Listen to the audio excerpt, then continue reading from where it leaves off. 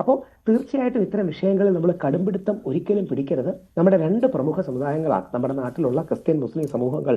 നമ്മുടെ നാടിന്റെ ഏറ്റവും വലിയ സമ്പത്താണ്. നമ്മുടെ സംസ്കാരത്തിന്റെ ഏറ്റവും മികച്ച ഭാഗങ്ങളിലൊന്നാണ്. സേവന മേഖലയിലും വ്യവസായത്തിലും ഒക്കെ ഏറ്റവും നല്ല രീതിയിൽ നമ്മുടെ കേരളത്തിന് കോൺട്രിബ്യൂട്ട് ചെയ്യുന്നതാണ്.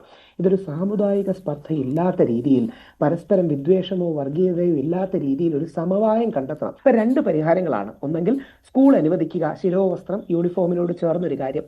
അല്ലെങ്കിൽ ഈ ഹിജാബ് ധരിക്കില്ല എന്ന് എഴുതി ഒപ്പിടുക എന്നുള്ളതല്ല, സ്കൂൾ യൂണിഫോമിന്റെ മാനദണ്ഡങ്ങൾ പാലിച്ചു കൊള്ളാം എന്ന് പറയുന്ന ഒരു കാര്യം അവർ കൊണ്ടുവരിക. രണ്ട്, നാളെ ആ സ്കൂളിൽ ഒരു കുട്ടിക്ക് മറ്റൊരു പരിപാടിക്ക് പോകുന്നു, സ്കൂളിന്റെ കലോത്സവത്തിന് പോകുന്നു, അവിടെ ഒക്കെ ഈ ശിരോവസ്ത്രം ധരിച്ചുകൊണ്ട് പോവാം, ആരും എതിർക്കാൻ പോകുന്നില്ല.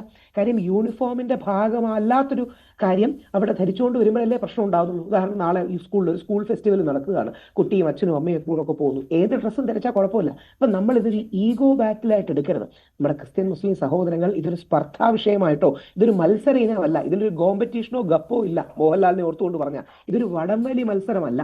രണ്ട് സൈഡിൽ നിന്നും എല്ലാ താല്പര്യമുള്ള തീവ്ര താല്പര്യമുള്ള പലരും വടം വലിക്കും. ഓർക്കുക, നഷ്ടം നമുക്ക് മാത്രമാണ്. തീവ്ര ഇസ്ലാമിസ്റ്റുകൾക്കും തീവ്ര കാസാക്കാർക്കും ഒക്കെ സന്തോഷവും ലാഭമേ ഉണ്ടാവുള്ളൂ.